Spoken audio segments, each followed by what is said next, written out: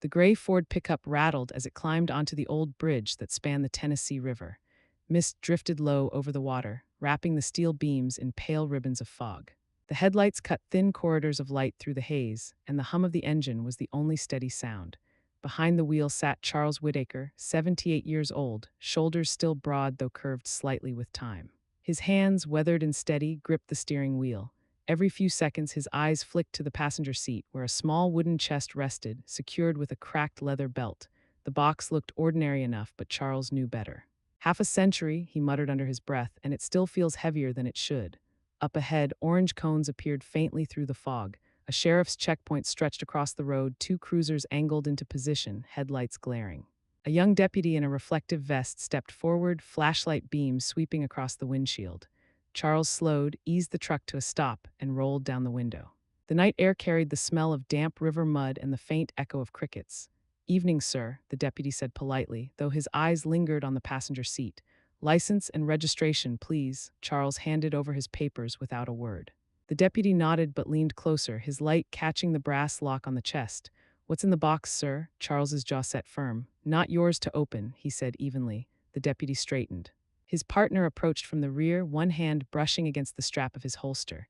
Radios crackled, voices murmured. Within moments, two more cruisers rolled up, boxing in the old Ford. Charles exhaled slowly. He'd known this day would come. What he didn't know was how quickly the past could roll back across a foggy bridge, demanding to be answered. In Cedar Ridge, a town of red brick storefronts and quiet porches, everyone knew Charles Whitaker by sight if not by words. His old Ford, dented on one fender and sun-faded on the hood, had become as much a fixture as the white church steeple or the diner's flickering neon sign. Charles's routine was steady. Tuesdays and Fridays, he drove into town for groceries, feed, or a quick bite. He didn't hurry. Folks on Main Street often raised a hand in that simple country wave as he passed, and Charles always lifted two fingers from the wheel in reply. Some said it was like seeing the town clock strike the hour, quiet reassurance that time still ran as it should. At 78, Charles had been a widower for nearly 2 decades. His wife Helen had slipped away in her sleep one spring night, leaving behind shelves of cookbooks, quilts folded neatly in cedar chests, and a silence that hung in every room of the farmhouse. They'd never had children, but Charles filled the empty spaces with work. If the Methodist church needed its roof patched, Charles climbed the ladder. If a farmer's tractor refused to start, he appeared with tools. He didn't wait for calls. He just showed up as though he could sense where help was needed. Pastor Graham often joked, "Best volunteer I never had to ask for." Children in town knew him too, not for conversation, but because he fixed bikes when chains snapped or handlebars wobbled loose. More than one Saturday morning, Charles could be found in his shed, oiling gears and patching tires, while two anxious kids stood nearby, watching as if he were performing surgery. He never charged them. Sometimes they left cookies or a thank you note on his porch, taped crookedly to the door. The diner on Main Street was his other haunt. Charles always took the corner stool, second from the end. Sharon, the waitress, had his order memorized: black coffee, pecan pie. Once when she teased, "Mr. Whitaker, I ought to put your name on that stool," he replied with the faintest grin, cheaper than paying rent. She told the story to her coworkers for weeks because Charles rarely joked, and when he did, it stuck. Inside his farmhouse, reminders of another life lingered. On the mantel above the fireplace rested 3 medals: a bronze star, a purple heart, and one insignia that no one recognized. Faded photographs lined the hallway. Young men in uniform, arms slung around each other, Helen smiling on the front porch with a wave frozen in time. A yellowed clipping framed under glass read, "Local hero returns." But Charles never explained. When curious neighbors asked about the medals, his gaze drifted out the window to somewhere past the hills. They quickly learned not to press. For Cedar Ridge, he was the man with the old truck, a steady hand, a quiet neighbor. For Charles, the truth was folded away, like the wooden chest waiting in his attic. The farmhouse creaked with the sounds of age, timbers shifting, wind brushing against the eaves, a faint whistle through the chimney. On nights when sleep refused to come, Charles Whitaker would climb the narrow staircase to the attic, lantern in hand, and stand among boxes of quilts, tools, and fading memories. In the far corner sat the object that drew him every time: a wooden chest, its surface darkened by years, its brass lock tarnished but firm. The lid bore faint carvings, nearly rubbed smooth, as though touched too many times. To anyone else, it was just another relic of a long life. But to Charles, it was weight, literal and invisible. He would kneel, place a calloused hand on the wood, and close his eyes. Then the attic dissolved, replaced by heat, smoke, and the roar of rotor blades. He was no longer 78. He was a young officer in the thick air of Vietnam, sweat stinging his eyes, men shouting orders in the chaos. He saw their faces, 11 of them, soldiers who had laughed with him, eaten rations beside him, and trusted him with their last moments. The chest held their insignia, reports, and mementos that never made it into official records. The government had sealed their story away, but Charles had kept it alive year after year. Sometimes, when the town grew quiet and even Rusty lay asleep at the foot of his bed, he'd whisper their names, one by one, as though reciting a prayer. There were lighter memories, too, hidden in the folds of grief. A harmonica tune played in the middle of the jungle, a joke about bad coffee that never got old, a photo torn from a magazine and taped to a helmet. Those fragments, fragile as they were, lived in the chest alongside the sorrow. For 50 years, Charles had borne the promise, they will not be forgotten. The chest was more than wood and brass. It was the line between silence and remembrance, between ordinary life and a chapter of history no one else could see. And soon, Charles knew, the world would demand to open it. Dawn broke quietly over Cedar Ridge. The first light slipped across the rolling hills, painting the barns and pastures in soft gold. From his porch, Charles Whitaker sat with a steaming mug of coffee cupped in one hand, the morning chill brushing against his face. On the floorboards beside him rested the wooden chest, no longer hidden in the attic but polished and waiting. Its brass lock caught the light like an eye that had finally opened. Charles unfolded a letter from his shirt pocket. The paper was worn soft from weeks of handling. He read it again, though he knew every line by heart, the authorization, the instructions, the final acknowledgement that the promise he had carried for 50 years could now be fulfilled. He folded it carefully, slipped it back against his chest, and let out a long breath. Inside, his old hound Rusty stirred. The dog padded out to the porch, stretching stiff legs, then pressed his head against Charles's knee. Charles scratched behind the ears, his voice low and steady. "You won't be coming with me this time, boy. Eli will look after you. You're in good hands." Across the gravel drive, Eli Turner, the teenager next door, was already shooting hoops in the driveway. His basketball thumped rhythmically against the concrete, echoing in the still morning. Charles walked over, boots crunching on the gravel, and waved. "Morning, Eli. Morning, Mr. Whitaker." "Need something?" Charles nodded toward Rusty, who wagged his tail at the mention. "Mind feeding him a few days? I've got some business to take care of." Eli caught the ball, tucked it under his arm, and grinned. "Sure thing." "Heading somewhere? You could say that," Charles answered, a faint smile tugging at the corner of his mouth. Back at the driveway, his Ford pickup waited like an old companion, dented and faded but faithful. Charles lifted the wooden chest onto the passenger seat, strapping it in with the cracked leather belt. He set his overnight bag on the floorboard, patted the dashboard, and slid behind the wheel. The engine coughed twice before settling into its familiar low rumble. For a moment, Charles rested his hands on the steering wheel, eyes closed as though gathering himself. Then he opened them, shifted into gear, and eased the truck onto the road. He passed familiar landmarks, the pond where he and Helen had fished on Sundays, the shuttered feed store, the church steeple rising over the oaks. Each place tugged at him, but he didn't stop. Not today. His eyes stayed fixed ahead.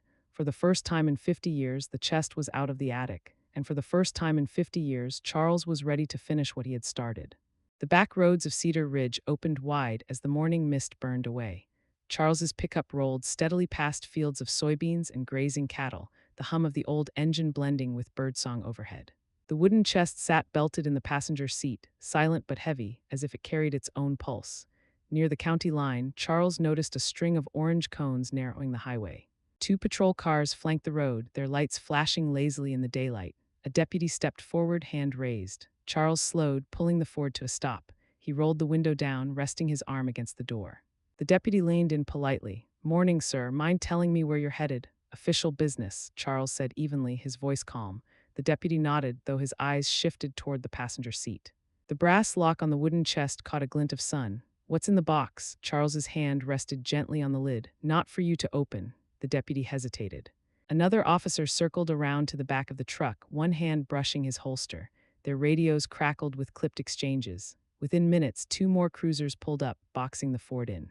From the last car stepped Sheriff Mark Dalton, a broad-shouldered man in his 50s, sun lines carved deep into his face.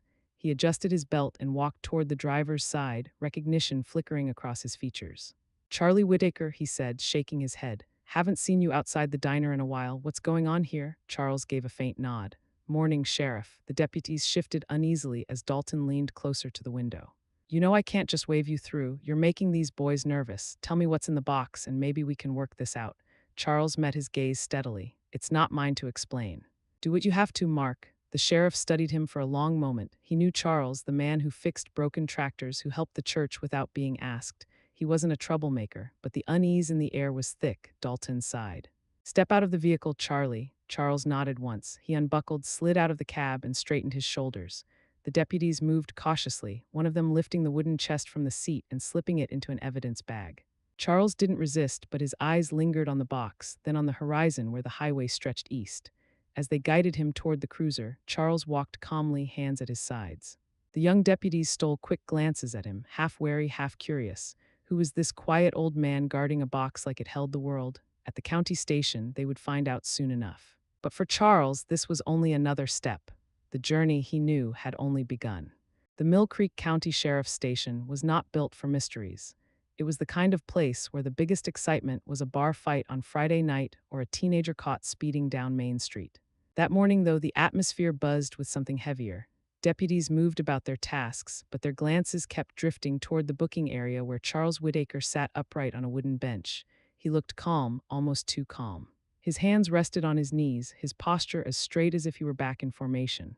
Beside the evidence desk, the wooden chest sat sealed in a clear evidence bag, its brass lock dull under the fluorescent lights.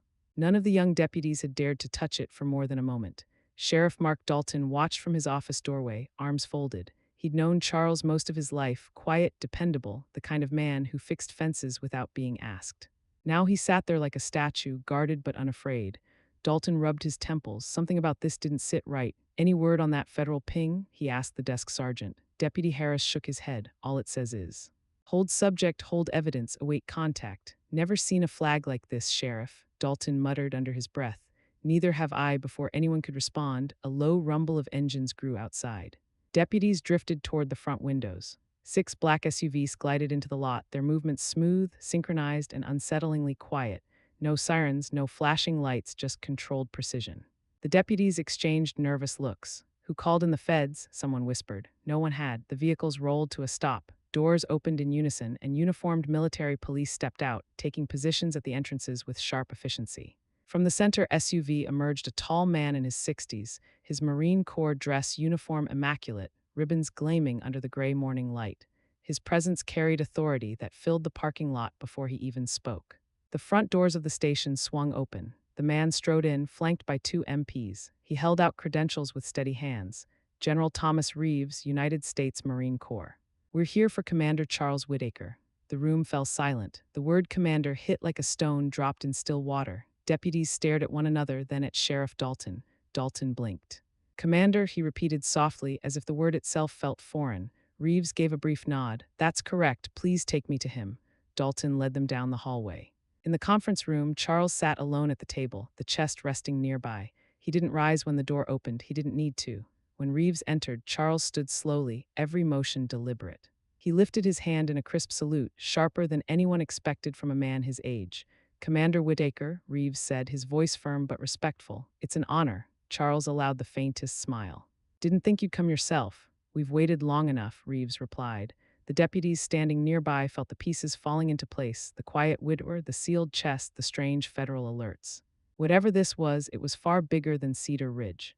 And for the first time, they began to see Charles Whitaker not as a suspect, but as someone who had carried history in silence, waiting for this very moment. The morning sun spilled over Arlington National Cemetery, catching the endless rows of white marble headstones that stretched like silent soldiers into the horizon. A light breeze stirred the oak trees, carrying with it a hush of reverence. Families, veterans, and officials gathered in neat rows of folding chairs facing a raised stage draped in the colors of the nation. At the center of it all stood Charles Whitaker, dressed once more in his Marine uniform. The fabric was worn but pressed sharp, his bronze star and purple heart pinned proudly above his chest. For the first time in 5 decades, the insignia of Shadow Echo gleamed openly beside them. His old Ford truck, polished but still bearing its dents and scars, was parked under the trees nearby at Charles's insistence. "She's part of the story," he had told them. General Thomas Reeves stepped to the podium. His voice rang out across the hushed crowd. "Today we honor men who carried out missions so secret, their names were erased from official memory. Shadow Echo was a unit that officially never existed. Yet in April of 1975, as Saigon fell into chaos, they saved 37 American and Vietnamese lives. 11 of their own never returned. Their sacrifice has been hidden in silence for half a century until now. He paused, letting the weight of his words settle. Eyes turned to Charles, standing at quiet attention at the side of the stage. Only one man carried their memory, Reeves continued. Commander Whitaker. He held their story, their insignia, their last words, and their promise. And today we bring them home. A murmur rippled through the crowd, some dabbing tears from their eyes before the names were even spoken. Reeves unfolded a sheet of paper, his hands steady. I will now read the names of the 11 fallen. As each name echoed through the speakers, a family member approached the stage. They received a folded flag, a certificate of honor, and a long overdue embrace from the nation. Some clutched old photographs. Others carried medals tarnished by time. A few simply wept openly, faces etched with both grief and pride. Charles stood silently, but inside his mind, each name conjured a face, young men forever frozen in time. He could hear their laughter in the barracks, their jokes about bad coffee, the nervous songs they hummed before missions. Each memory struck like a heartbeat, steady and unrelenting.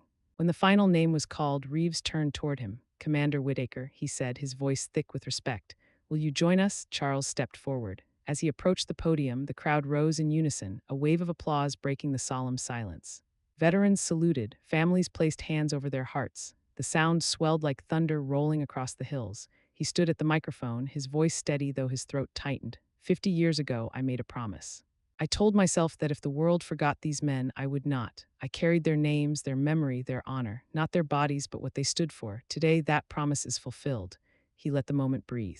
Many in the audience lowered their heads, tears glistening. Charles added softly, almost to himself but carried by the microphone, they were more than soldiers, they were brothers. And now they are remembered.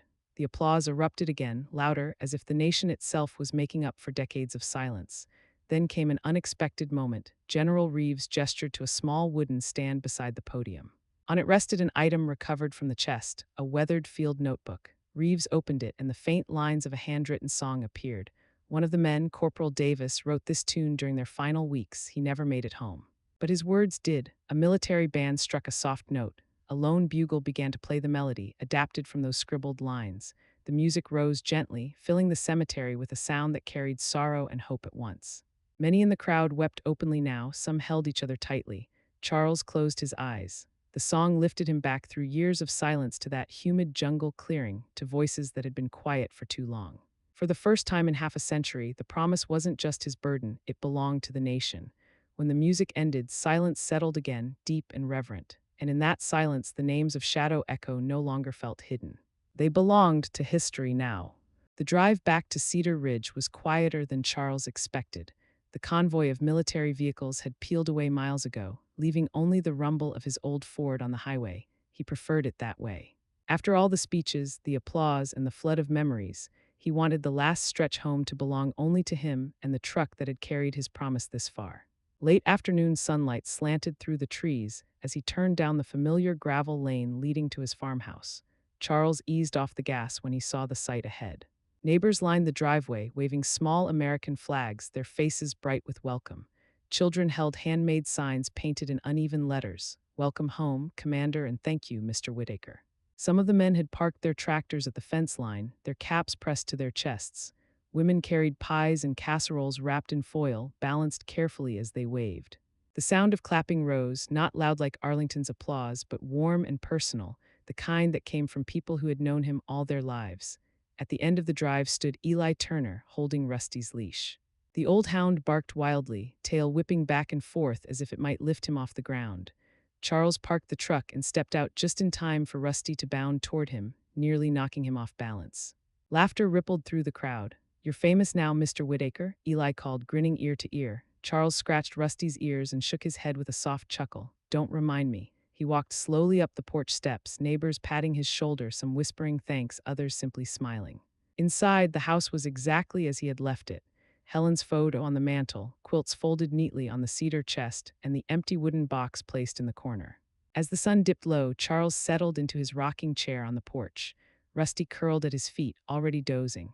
Across the yard, neighbors lingered a while longer, talking in low voices, reluctant to break the spell of the moment. For the first time in 50 years, Charles felt the weight slip from his shoulders. The names he had carried were no longer his burden alone. They belonged to a grateful community, to a nation that had finally remembered. The hills grew quiet again, but this time the silence brought peace, not loneliness. Charles was home. Night settled gently over Cedar Ridge. The stars blinked awake above the rolling Tennessee hills, and the steady chorus of crickets filled the quiet air.